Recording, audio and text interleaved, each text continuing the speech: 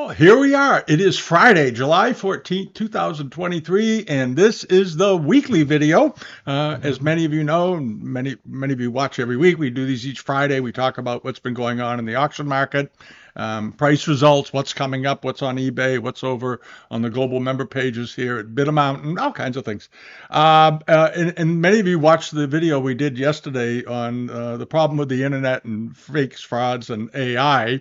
And it was kind of fun to do, and it had a very positive reaction. So I'm gratified for that. It was something that was on my mind for a while, and I thought it would be fun to talk about because it's a significant problem, and everybody runs into it, and even researchers in the business, they look up things, and there's just loads of misinformation out there, and it has to find its way, I suppose, is what's going to happen.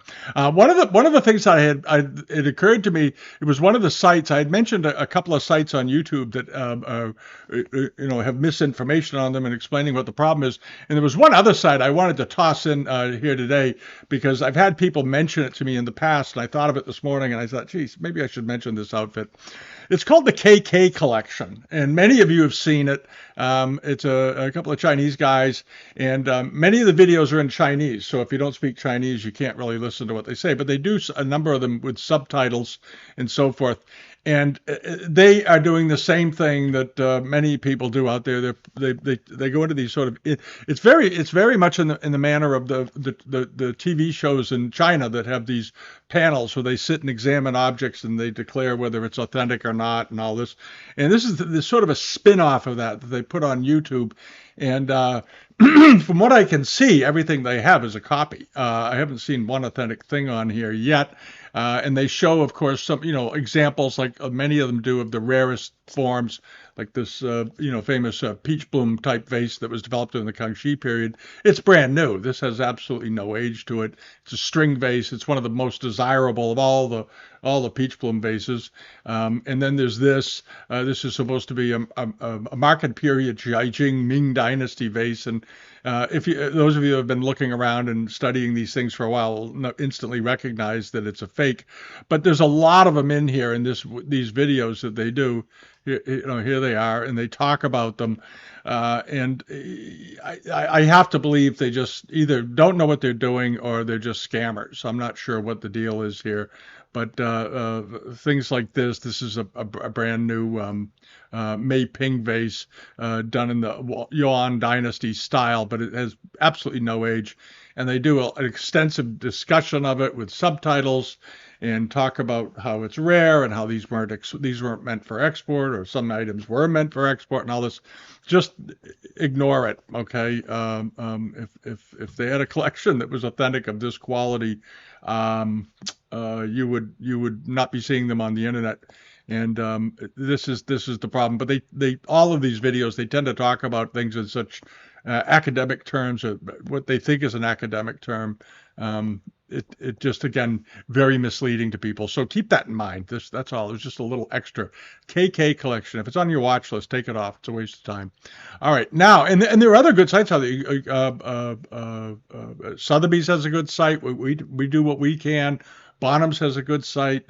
Christie's has a good site. There are lots of sites out there. The Asia Societies all have great sites and do lectures with Jim Lally and all these well-known people. There's lots of good information there to be had. You just have to find them. And a number of them are on our menu on our site. If you want to see some of the sites that we like, you can go there, of course, and it's linked off the landing page at YouTube. All right, now let's see. There's an auction coming up, and it's just in a couple of days, and I've mentioned it on the I've featured it on the global pages for the last couple of weeks. But it's an auction that's taking place on Sunday. Today's Friday. I know it's a little close, but you might, if you collect Chinese export wares and things like that, and you like really fine Japanese stuff, check the sale out. It's Devin Moisen Auctioneers up in New Hampshire. Full disclosure, I know Devin. I've known Devin for 30 years. He's a very nice guy. Very straightforward. He was the past president of the New Hampshire Auctioneers Association. He worked with the famous I mentioned it before. He worked with Ronald Bourgeot early in his career at Northeast Auctions, which was maybe one of the best auction houses that's ever existed in America. That's my view of it. Any rate, This is the auction, and you go over there, and he's got a 2-day sale, but most of the good stuff, it seems to be, is on Sunday. And these are some of the pieces. There's some very nice export pieces in here, some really fine examples. For example, these soup bowls. It's a set of three, made probably around 1830, early rose mandarin, identical borders but different scenes. These are very nice bowls. They look to be in very, very good condition. And if you like these wares, you want to check this out. And these bowls are all over 10. They're 10 or 11 inches in diameter. They look like they're in wonderful condition. And as I said, they're all part of a set. The scenes are different, but the borders and rims and everything else are identical. So this is how they would do them. So they have different scenes on different plates. Very, very nice looking.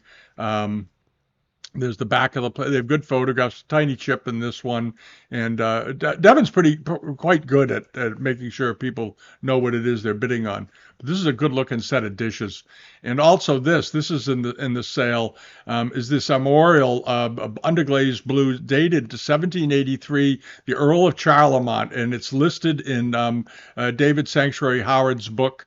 It's a sort of a famous pattern, beautifully painted. Beautiful quality decoration. Does have a chip in the corner here, but rare pattern with these griffins on it. Very cool. And it's a good size plate. I think it's, what is it, about 14 or so inches in diameter, something like that. Do check that out. What else is on here? The Satsuma. If you're a Satsuma buyer, pay attention to this. This thing is fantastic. It's 23 3/4 inches in diameter. So basically, it's 2 feet wide. This is one of the biggest Satsuma chargers I've seen in a long time, and it's beautifully painted. This is a heck of a piece of Satsuma. It's only up to a few $100s right now. Should be a $2,000 or $3,000 bowl anyway. It's wonderfully done. It's in perfect condition from what I can see. When you look around here at the Gosso blue trim that's used here, which is that very beautiful blue enamel that they use overglaze, and the gilding, I don't see any wear to the gilding or anything. This thing has been taken care of since it was made in the Meiji period. An absolutely terrific example. And that'll give you some sense of the scale. They got somebody holding it, and so forth. But beautifully done, wonderful detail all the way around. If you're a Satsuma buyer, pay attention, go after that thing. And then let's see, the Kutani vase. This is a really nice looking vase. It's 2 feet tall. Profusely decorated. It has a hairline in the foot or the base or something, as I recall, but done in femme noir, which is quite unusual. Yeah, it's got a crack at the bottom, but it's just such a great example. The colors are good. It's a later 19th century, second half of the 19th century pot. But the flowers and the color contrast to the black to the flowers, and then these beautiful yellow lotus lappets at the bottom going around it, and it comes with the table with this black, very cool black stand that it's on. So with the stand, this thing is impressive. It's going to stand up, around 50 inches, I would suppose. I imagine that base is around 14 or 15 inches. So it's going to stand up to be quite large, and very, very nice example. Very, very nice.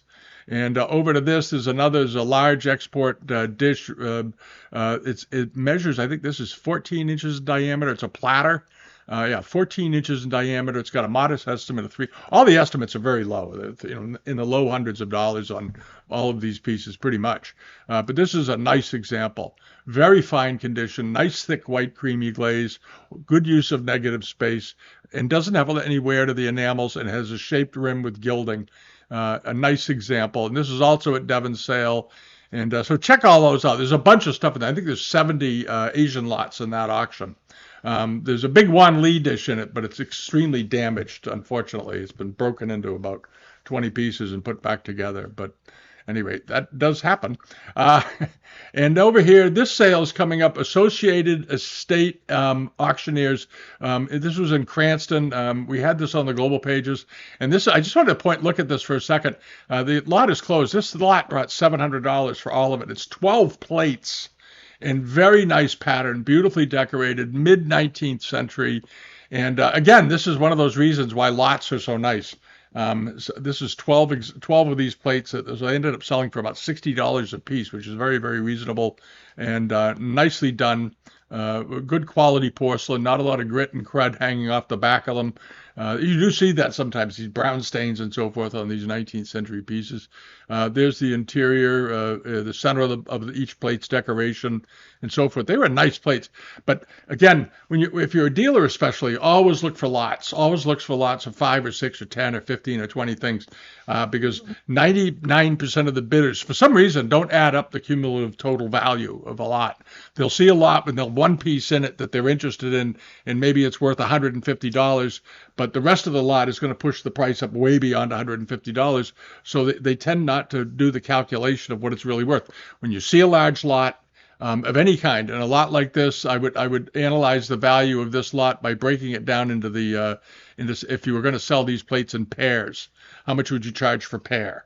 And list them all as an auction lot. And I think you could calculate, keep a couple for yourself if you want, and then sell the other 10 off, and calculate in the value in sold in pairs. And I think that you're going to probably make a 50 to 100% profit on this lot. All right, and that's what you want to do. You want to look at things, break them down, pull out the pieces you want, but do an accurate calculation as much as you can of what the total value of the lot is. And don't forget to include the cost of the buyer's premium, and don't forget the cost of shipping.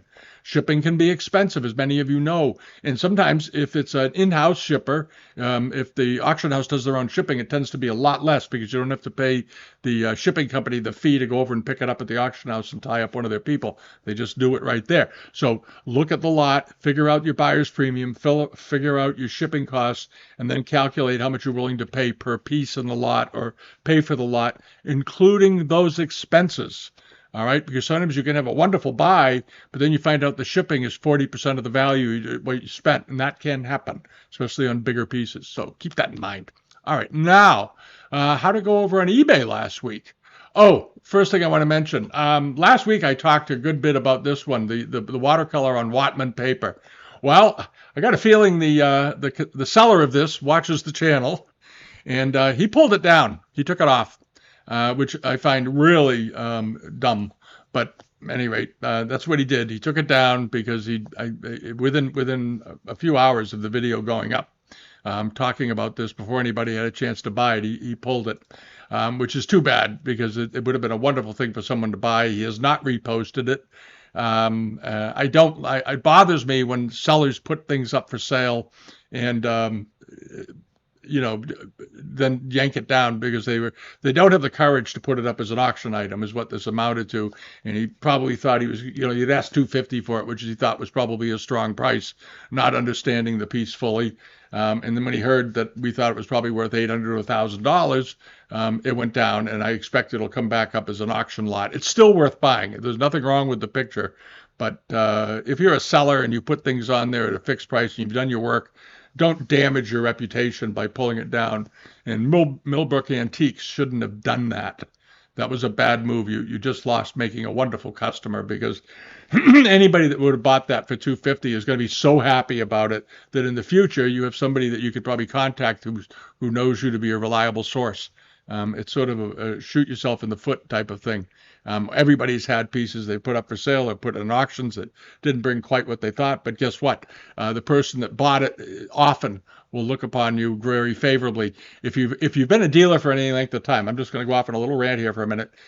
Every time you've ever found anything that's been really great out in the field, anything wonderful in a particular shop, no matter how good or how dingy the shop can be, in some old antique shops around New England, they can be pretty dingy places. You could almost look like an auto repair garage with wooden shelves with things just piled up. But those are the kinds of places you can find some things once in a while. And every time you find something that's really great, no matter what the shop is, every time you're back in that town, I'll guarantee you that you probably go by and check that shop out again, even if it's been years since they had anything that you really wanted.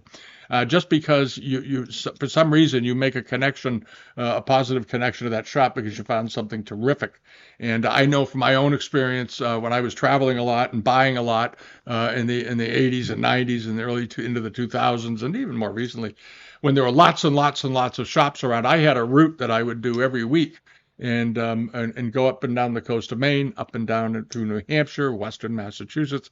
And I always went to the same places and paid particular attention to the shops where I had found wonderful things in the past. And occasionally, when we had the gallery in Essex, there were shops in Essex.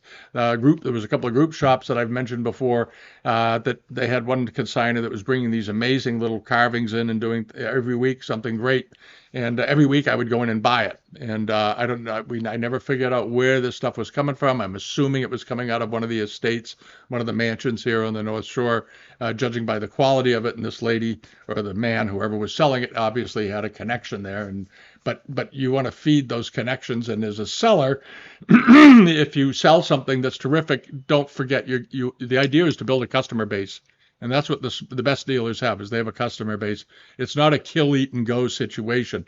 You want to build up a following of users, of customers, rather. Okay, anyway, so he chickened out. He probably would have doubled his money because I suspect he didn't pay a lot for it, and maybe that's why he priced it so low, but he shouldn't have pulled it. That was a mistake. And in the future, we'll have to look at his listings to see if we want to include them, because I'm not sure he's going to keep it up there. We don't put things on the channel where we think people are going to yank it, at the drop of a hat. Anyway, then there was this. This was Jagart's Limited over in England. Hey, I got it right. And they had a bunch of nice things up last week. One of them was this. This was a very nice. He thought it was 18th century. To me, it looked more 19th century lacquer box, but it was a nice box. And very well proportioned, nice shape to it, very pleasing, and in good condition. The finish on it was nice, and it ended up selling for $664, which is perfectly fine. That's a very nice thing. That's a very nice lacquer box, and it would clean up beautifully. It's quite dirty and dusty, as you can see. And he probably left it that way so out of fear of if he cleaned it and got all that grayish dust out of the cracks and crevices, it might look too new for some people. So he just decided to leave it, which is probably a wise decision.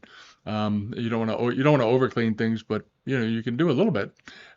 Still, it did fine. It did fine at the end of the day. And then there was the cornerless pronk dish. This was sort of a bargain. It wasn't perfect. It had some hairlines and cracks in it and whatnot, but very rare. And Cornelis Pronk, of course, was the Dutch decorator who designed porcelain for a few years at the end of the Yongchen period. This one did pretty well, though. Even the seller put it, light repair, it brought $635. But we've seen cases in the past where this pattern plate, they can bring 2,000 or 3,000. It's one of the most famous, and well known of the parasol ladies that he did. And they also made copies of these in Japan. This is not a Japanese copy, in my opinion, but it was a very popular pattern. And they dated it to circa 1740, which is a couple of years after when it was actually made, but close enough for hand, within a year or two. Nice looking plate, and I think that was a good thing to buy if you never thought you were going to spend $2,000 for one that was in perfect condition. And then this was like the bargain of the week. I was astounded. I thought this was really sweet. An ingot form cloisonné Chinese saucer with its bowl. It was overlit, obviously. Look at that white area. So the colors were probably quite a bit better than they appeared. Sometimes lighting is a challenge for people. This is a nice little set. There's nothing wrong with this. This is probably a late 19th century set. Late Qing. There it is. They did this same design in porcelain, of course, but you don't see them very often in cloisonné with the original ingot form stand. This was a nice thing, and had it brought 200 or 300, I wouldn't have been the least bit surprised. He via the attic as a seller, he probably not that familiar with cloisonné, and he dated it as being 18th century. It wasn't 18th century. This is late 19th century. But look what it went for. It went for just $24 with $8 standard shipping from like South Carolina to here in Massachusetts. So it's pretty cheap. But this was a good buy. It was a really, really good buy if you're interested in cloisonné and you're interested in unusual forms, because this was just a nice form and in good condition, and somebody got it very, very reasonably. All right, and then over here to this, the 18th century Kangxi dish. This was sold by Lion Goods. Their sellers down in Virginia. Nice looking jar. Went for $2,125. Good pattern on it. They were quite confident that it was Kangxi. This is a pattern that was done in the Kangxi period. I tended to be that's pretty Kangxi looking, but I just dated it as 18th century to be sure. But regardless, everybody liked it. It brought $2,125. All right, and then over here to this. This was that the jade belt hook and mirror with the probably a jade from a rue scepter that's been repurposed into the top of this and with peaches. This is a beautiful, beautiful mirror, and I thought it would bring a couple of thousand. It did better than that. This is very nice. Um, there it is. It's an old piece of jade, late 18th or early 19th century jade carving with a nice belt hook on it. Um, uh, it's a good belt hook. Also, a lot of these belt hooks you see are not that well done. A lot of copies being made. This sold for $3,119. Somebody really wanted that. But two good pieces of jade and repurposed in an interesting way, probably in the 1920s or something. But a nice object. And then this, the Rondell, the Cusot panel, or the silk work, Rondell had 20 bids, sold for $600. I think this was a terrific buy because the colors are so good. The colors are so pretty, and the pattern is so appealing. This is a very attractive object, and I think in a nice frame, it would be absolutely beautiful. I love the phoenix at the top and this giant bat in the front and these big peony blossoms, beautiful pink color, the color palette all the way around. I don't see any fading on it, and I think somebody got a good buy. I think this if this had gone for $1,100 or $1,200, I wouldn't have been at all surprised because it was visually so very attractive and unusual. It's not a typical pattern and you see very often in silks. And then this was that other one, the one that had the two peony trees growing up out of the rocks here, and then these rondelles. And he had that sort of, I mentioned he had that sort of confusing rug that it was laying on that sort of made it look like the rug was part of the silk. It wasn't. It was just the silk laying on it. Always use neutral backgrounds when you photograph stuff. It's a good idea. Don't confuse people. But this was a beautiful piece of silk, and it looked like it was in very, very good condition. There's the back of it, nice and clean. That's not an original backing, I don't think, but somebody took the time to do it properly.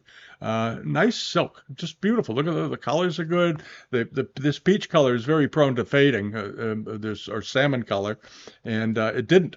And somebody picked it up for $910, which I think is a pretty good buy. I think that was a very nice piece of silk in wonderful condition. And it's 65 by 35 inches, so it's 3 by 5 feet. So it's a significant piece of silk. It looks smaller to me visually, but it's a very, very nice piece of silk. All right, now, and this thing, remember a few weeks ago this sold. It sold a couple of weeks ago on eBay. This is from Night Heron. It's a wonderful piece of silk, and it sold, I think, very, very reasonably back 2 weeks ago for $645, $640, and he relisted it immediately because it wasn't paid for apparently, and this time it brought $540. It brought $100 less.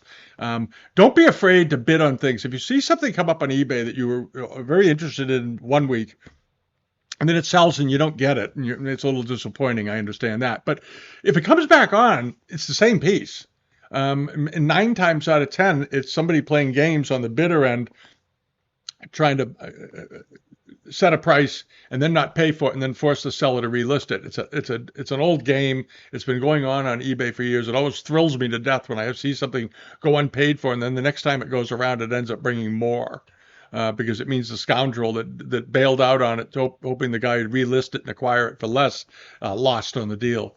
All right, don't be afraid of pieces that are relisted. There's nothing wrong with them. It's just somebody was playing games with their paddle or their bidding online, and they shouldn't do that. $545. That was a very, very nice buy. It was a beautiful, beautiful chair cover. And the painting, the Sung style, sort of literati school painting that was up pen and ink. I liked it a lot. I talked about it last week and thought it was very interesting. It's not Sung. It's a later painting, but beautiful quality, nicely done. A nice edging on it. Maybe been in an album originally. All framed and ready to hang, but very atmospheric, very nice aesthetic to this picture. And ended up going for $1,875, which is a pretty good price. I think it was I don't know, at around 100 when we were first talking about it last week. But it's visually very, very nice. I would have been happy to have it in my own house. Nice thing. All right, and then the wooden carving. Again, this is one of those items that was sold before. and the guy didn't pay for it, and he relisted it, and it brought a little less than it did last time, but about the same. So he wasn't really hurt by it. But I thought as you know, we did the carving video a few weeks ago. I just love old carvings. I just do. I like that. And I like that a lot, but as the week went along and I got to look at this thing, I like this one even as much or maybe a little bit more because I love the facial expression on the fellow here. But beautiful, beautiful, probably boxwood carving, very finely done, early 19th century, and it went for $498, which I think was a great buy. It was about 8 inches tall. This was a nice carving. And they're remarkably underpriced for what they are. Just it's astounding to me. Can you imagine a piece of soapstone or an old piece of soapstone carved with this quality? It would be worth $10,000-$15,000 if it were from the Zhejiang or even the early Daquan period. And this is one done in wood, in beautiful wood. Very nice finish, lovely patina, and $490 bargain. All right, and then over here to this, the pair of blue ground enamel jars, probably from the Guangxu period, nicely done. They're not enormous. These were fairly small jars. I think there's a picture of them with his hand. Yeah, here it is. These are the smaller jars, 5 or 6 inches in height, but very nice quality, really nice quality, actually. There they are together on their little stands, and somebody got a good buy. They went for $836. These were nice. And they were marked on the bottom, and so forth. But they looked absolutely fine, and I think that was a good thing to buy. And then over here to this, the mother of pearl inlaid panel. And I talked about this a lot because I just thought the workmanship was so wonderful. As I say a lot, buy it for the art, buy it for how beautiful it is. And these generally don't bring a lot of money, but they're generally very good quality. And when you look at this and you look at the way these mother of pearl inlays are done, it's very much reminiscent of the very fine quality you see in mother of pearl game counters that were made during the 19th century. Mother of pearl is wonderful to work with. You can ink it, you can carve it. You have the seller that we feature often on here, Mr. Neal. He sells lots of those very fine game counters, and he's written pamphlets and books on it. And it's an area of study that hasn't gotten a lot of attention, so not a lot of people chase them. So there's still a chance to build a wonderful collection of things like mother of pearl and game counters and panels like this, because nobody's written too many. There haven't been too many books written about it yet and about the history of this workmanship. And I think this was just a magnificent piece of art. Period. I don't care that it's not worth a huge amount of money. It's the quality of the thing that just gets me. Absolutely great. Butterflies and citrus fruit and all this other stuff. And somebody picked this up for $355. And the shipping was very reasonable. It was in Miami, Florida. The guy could ship it from there to here for $10.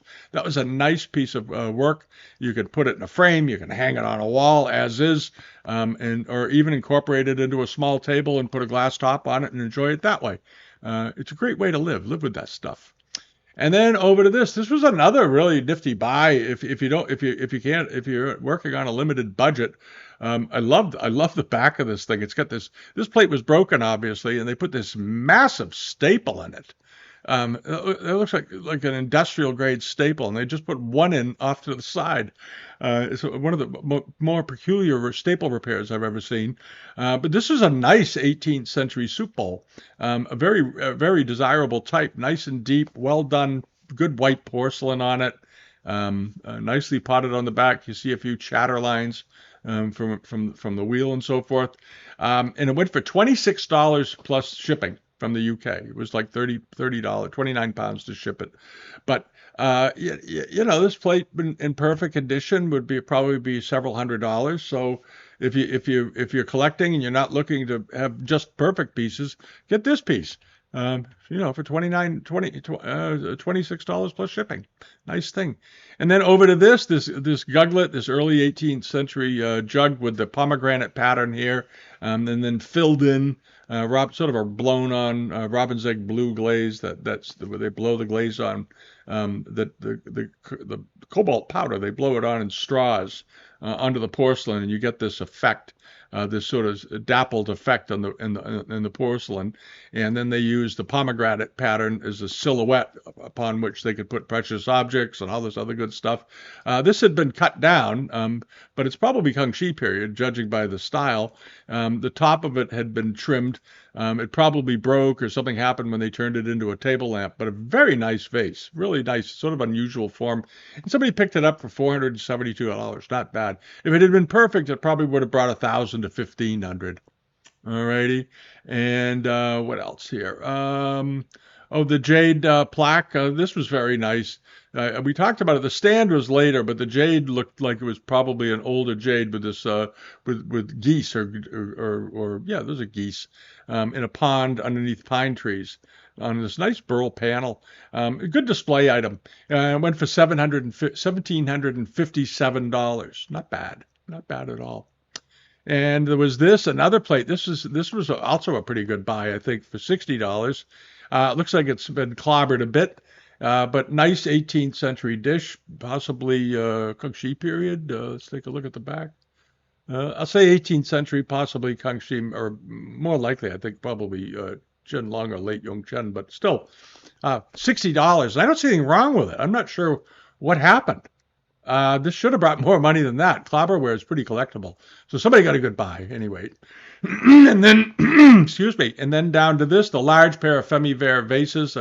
We talked about those last week. I thought they were very pretty, and they were a wonderful size. They were that 14 and a half inches in height. Nice size, good color. I didn't see any real damage anywhere. Nice scenes on them, well decorated. And they ended up going for $2,032, which was, I think, a little, maybe it's a hair over what we thought they might bring, but estimating prices is a difficult thing. It's there's no science to it. It's just based on looking at it and thinking in your own head what you think it's worth, and over time you sort of get a sense of things, but it's still never easy to get it exactly right. It's impossible. Somebody once said to me at Christie's, they said if we're accurate on our estimates within 20% high or low, we think we've done a pretty good job. And I think that's probably true. I think that's probably true. If you take sort of the median estimate and go above it by 20 or below it by 20, that's for hand grenades. That's pretty close. That's real close.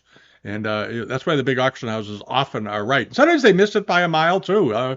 Remember the famous pig jade that sold in the Irving collection that they had estimated for $5,000 or $6,000, ended up selling for several million because they're difficult to date. And but a few gentlemen in China certainly dated it and they figured it out.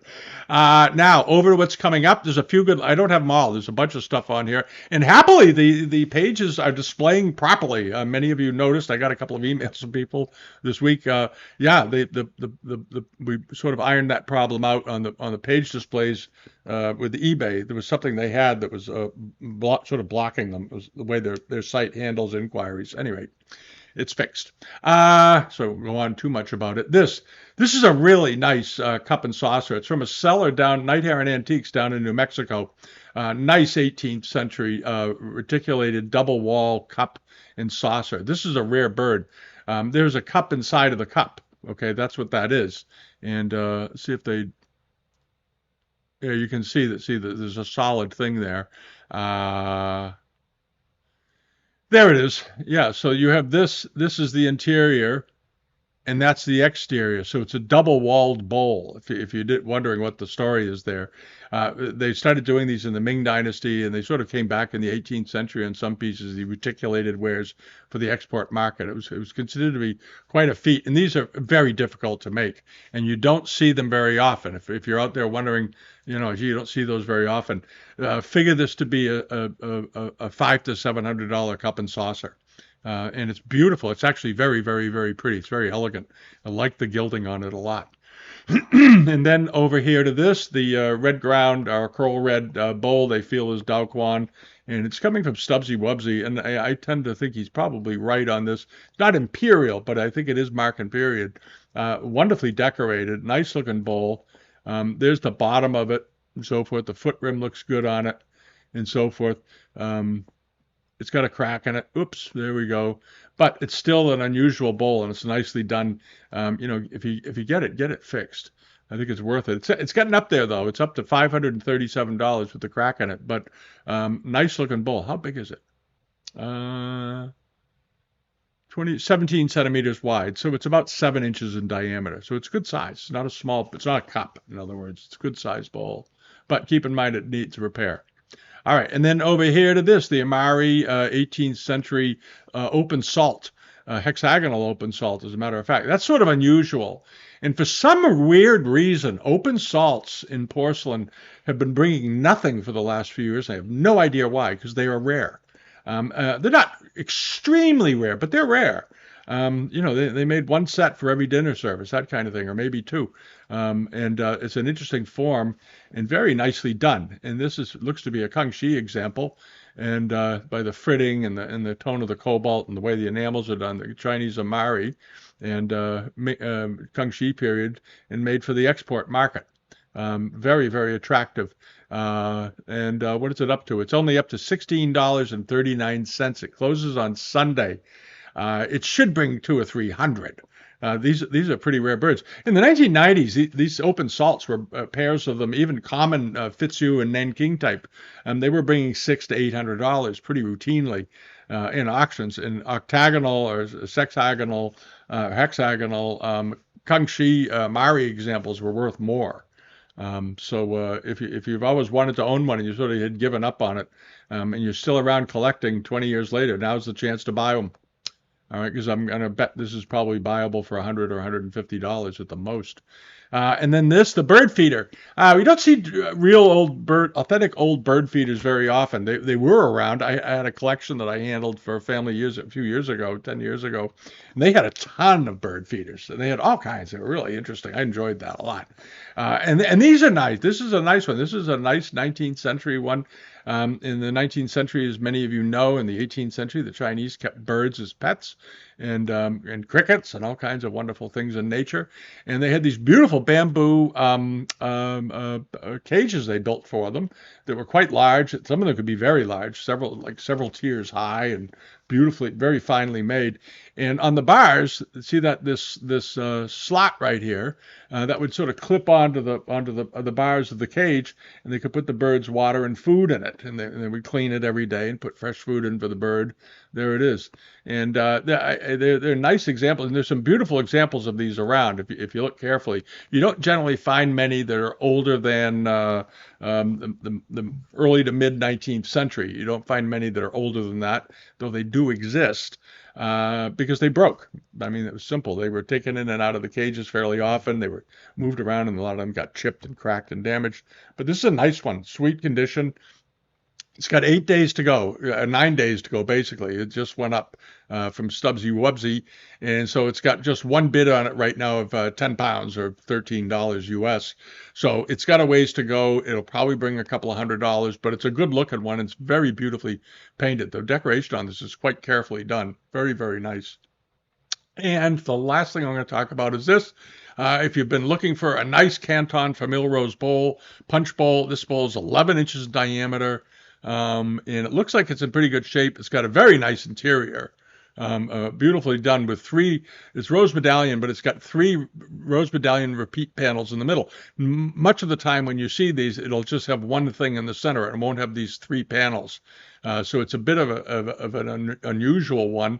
Probably made around 1840 or 1850. It's got a nice Greek key border in it. The alternating panels are very attractively done with birds and precious objects and so forth, and people, of course. Nice looking bowl, and it's only up to $6.50. It just went up. It just went up last night.